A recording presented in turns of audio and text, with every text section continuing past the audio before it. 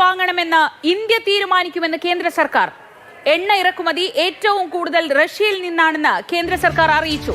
ഫെബ്രുവരിയിൽ മാത്രം 1.04 million barrel എണ്ണ റഷ്യയിൽ നിന്ന് ഇറക്കുമതി ചെയ്തുവെന്നും സർക്കാർ വൃത്തങ്ങൾ വിശദീകരിച്ചു.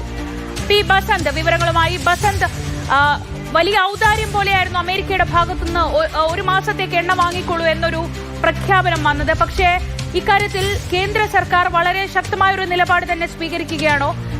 എങ്ങനെയാണ് ട്രംപിന്റെ ഈ ഔദാര്യ പ്രസ്താവനയോടെ ഇന്ത്യ പ്രതികരിക്കുന്നത്? റഷ്യയിൽ നിന്നും എണ്ണ ഇറക്കുമതി നിർത്തിയിട്ടില്ല എന്നുള്ളൊരു വിവരം കൂടിയാണ് ഇപ്പോൾ കേന്ദ്ര സർക്കാർ നൽകുന്നത്. ആരിൽ നിന്ന് എണ്ണ വാങ്ങുമെന്ന് ഇന്ത്യ തീരുമാനിക്കും. റഷ്യയിൽ നിന്ന് ഈ ഫെബ്രുവരിയിൽ മാത്രം ഏകദേശം 1 ബില്യൺ ബാരൽ എണ്ണ ഇറക്കുമതി ചെയ്തിട്ടുണ്ട് എന്നാണ് ഇപ്പോൾ ഇന്ത്യ വ്യക്തമാക്കിയിരിക്കുന്നത്. 20% ഇന്ത്യയുടെ ഇറക്കുമതി ഇപ്പോഴും റഷ്യയിൽ നിന്ന് തന്നെയാണ് എന്ന് കേന്ദ്ര സർക്കാർ വ്യക്തമാക്കുന്നു. അതായത് നേരത്തെ 40% ഇപ്പോൾ 20% കുറഞ്ഞു എന്നുള്ളത് കേന്ദ്ര സർക്കാർ അംഗീകരിക്കുന്നു. പക്ഷെ ഇപ്പോഴും ഞങ്ങൾ റഷ്യയിൽ നിന്ന് തന്നെയാണ് ഇറക്കുമതി എന്നാണ് ഇപ്പോൾ പറഞ്ഞിരിക്കുന്നത്. 2022 ആകെ 0.2% മാത്രമായിരുന്നു റഷ്യയിൽ നിന്നുള്ള ഇറക്കുമതി. ഇപ്പോൾ ഫെബ്രുവരിയിൽ മാത്രം അത് 20%.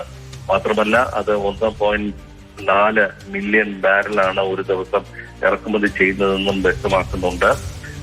അത് ഇന്ത്യ ആരിൽ നിന്ന് വാങ്ങും എന്നുള്ളത് ഇന്ത്യ തീരുമാനിക്കുമെന്നാണ് ഇപ്പോൾ വ്യക്തമാക്കിയിരിക്കുന്നത്. അതായത് ഇന്ന് രാവിലെ അമേരിക്ക ഇന്ത്യക്ക് വേണ്ടി 30 ദിവസത്തെ ഇളവ് അനുവദിച്ചു എന്നുള്ള വാർത്തകൾ സർക്കാരിന് വലിയ തിരിച്ചടിയായ ഒരു പശ്ചാത്തലത്തിലാണ് ഇത്തരത്തിൽ ഇപ്പോൾ ഒരു നിലപാട് വ്യക്തമാക്കൽ. അതായത് ഞങ്ങൾ ആരിൽ നിന്ന് വാങ്ങുമെന്ന് തീരുമാനിക്കും തുടങ്ങിയ പ്രസ്താവനകൾ പറയുന്നത്. 20% ഇപ്പോഴും ഞങ്ങൾ റഷ്യയിൽ നിന്ന് തന്നെയാണ് വാങ്ങുന്നത്. ഫെബ്രുവരിയിൽ മാത്രം, അതായത് ഈ ഇളവ് എന്ന് പറയുന്ന കാര്യത്തിനപ്പുറം മുൻപ് തന്നെ ഞങ്ങൾ ഇറക്കുമതി ചെയ്യുന്നത് റഷ്യയിൽ നിന്നാണ് എന്ന് പറയുകയാണ് സർക്കാരിന്റെ.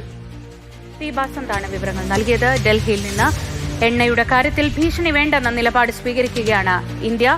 ആരിൽ നിന്ന് എണ്ണ വാങ്ങണമെന്ന് ഇന്ത്യ തീരുമാനിക്കുമെന്നും കേന്ദ്ര സർക്കാർ വിശദീകരിക്കുന്നു.